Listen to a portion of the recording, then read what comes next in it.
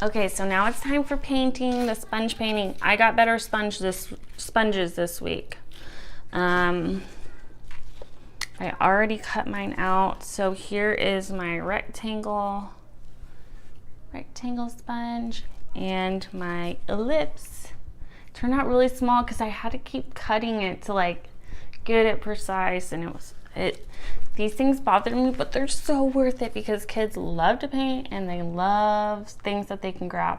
If your child is having a hard time grabbing these, that's why I love this hard part, because it's like the part they grab. Then you could like stick a tack in here, or so they can kind of hold it like a knob, or glue a cork like from a wine bottle, glue it on top, and then that could be their holder.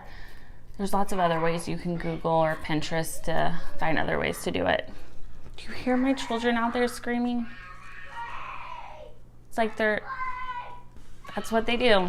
That's what they do when they're outside. And then you also want to have last week's shapes. So the isosceles triangle, the square, and the circle.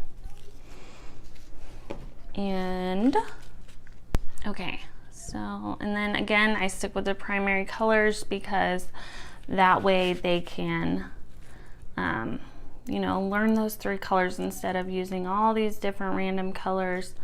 They'll see these 3 over and over again, and they'll hear me using them. Ooh, this paint's gotten a little watery. That's why it's important to always do your lessons before you show your child, because you never know, like when a material doesn't work or when you're missing something, and then if you have to get up in the middle of a lesson to get something, your child's gonna become distracted. So I should have tried this out before I made my YouTube video. Yeah, I'm gonna have to redo that one. That's a little better, but not working. So yeah, they can just make their artwork and go about it freely.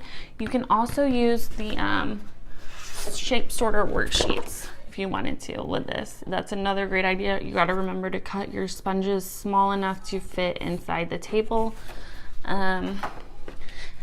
Then you can add last week's sponges in here too, or you can save it for another day, put this aside the next day, come back with all 6 shapes. Kids love to paint, so I'm sure they'd love to do this activity over and over again.